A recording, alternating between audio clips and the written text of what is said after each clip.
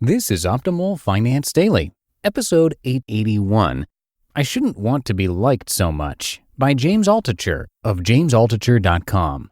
And I'm Dan, I'm your host, and this is where I read to you from some of the best blogs on personal finance. I narrate articles from Mr. Money Mustache, Get Rich Slowly, The Mad Fientist, Rule 1 Investing, and more, sort of like a gigantic ongoing audiobook, but totally free of charge.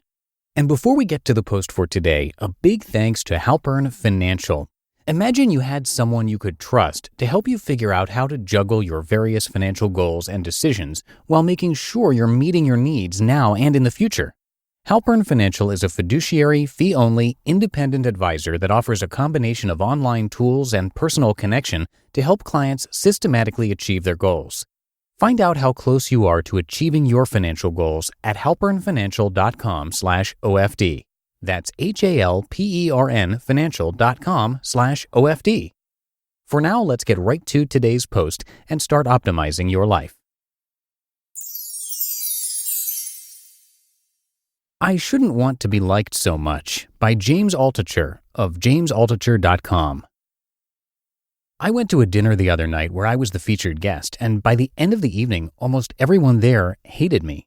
It feels bad to be so obviously hated, and I always want to be liked. I probably want that too much. The reason I was a featured guest is because they wanted to talk about the subject of whether or not kids should go to college. I had to start off with my 10 minutes on the topic, and then the discussion would begin. There were two people there from the New York Post, one person who called himself an economist who used to work at Fox Business. One interesting woman was starting an online dating service that matches people based on their sense of humor. One woman worked at 60 Minutes. There were some teachers there too. There was one person there who fights terrorists for a living. Several people were ex-Washington, D.C. political people, and a few lawyers. I felt like I was going to be accepted. But they hated me. I gave my 10-minute spiel on it. I started by reading a death threat someone sent to me on Facebook. Readers of this blog know my stance. My main point? Student loan debt is higher than credit card debt for the first time ever. Kids can't be entrepreneurs or artists anymore. They have to be janitors until that debt is paid off. I also stated that a smart, aggressive kid with a 5-year head start, in other words, they don't go to college, will figure out all he or she needs in terms of networking, socializing, critical thinking, etc., and not have that extra $200K in debt and 5-year lag that their college-educated peers have. To me, this is all obvious. Why go to prison when you can be free? Probably 16 of the 20 people there completely hated me by the end of my 10 minutes. You ever get that visceral feeling when everyone in a room is sending waves of revulsion in your direction? One guy said, I went to college those 4 years and now I'm in my dream job and I learned things about myself that I never would have learned. And I can't remember the rest of what he said.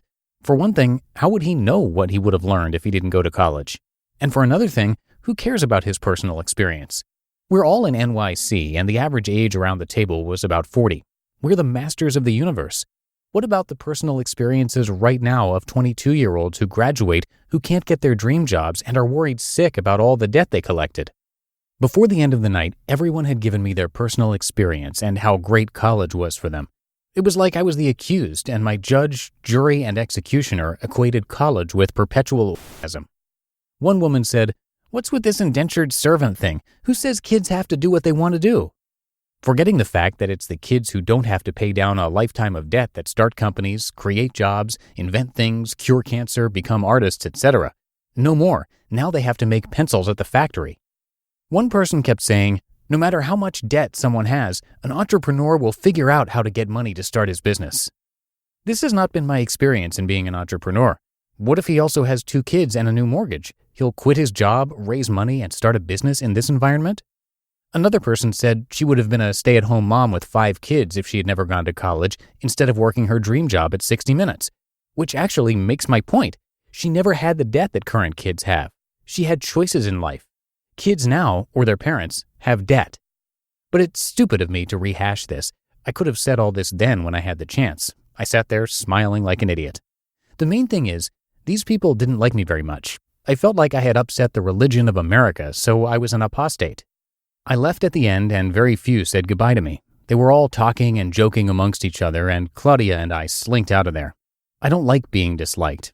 I shouldn't care, but I do. This is what I get for going out at night. I bet if I'd brought candy to the event and given some to everyone, then I would have been liked a little better, just like I did every day in 8th grade. But it's my fault. I felt like I didn't make my point well enough. I thought I was going to state my case and everyone would applaud and agree with me, and maybe there would even be a trophy with my name on it. And then we'd all eat dinner and tell the stories about how bad college was. Claudia said to me right afterwards, "You can't accept these dinner invitations anymore unless you run it by me first." Her point was, I'd gotten worked up, it was late for us, so my morning routine would be upset, and nothing had been accomplished. I hadn't saved the world after all. I said, "But why didn't they like me?" When we got back home, I got into bed right away, but I couldn't sleep at all. I thought about how my 12-year-old was graduating 6th grade the next day. Little did the people at the dinner know that I don't even think kids should go to the glorified babysitting service that we call 1st through 12th grade. I'd rather my kids just sit at home and get a better education watching cartoons. Good thing I had kept my mouth shut. You just listened to the post titled, "I Shouldn't Want to Be Liked So Much" by James Altucher of jamesaltucher.com. And thank you again to our friends at Halpern Financial. If you're like me, you could probably be more organized with your finances. Maybe you're saving for retirement or for your kids' college funds. You want to find one who's independent, fiduciary, and fee-only, because fee-based usually means that there's a commission involved. Well, Halpern Financial is all of these, which means you can trust your best interest comes first. With institutional access, Halpern Financial clients benefit from bulk pricing on investments. Not only that, but Halpern Financial has no association with any bank, broker, or insurance company, which gives them the freedom to select from any investment available to make the right choice for you. Find out how close you are to achieving your financial goals at halpernfinancial.com/OFD. That's HALPERN financial.com/OFD. And that's going to do it for today. Thank you so much for being here and listening each and every day. And I'll see you right back here tomorrow for the Tuesday show, where your optimal life awaits.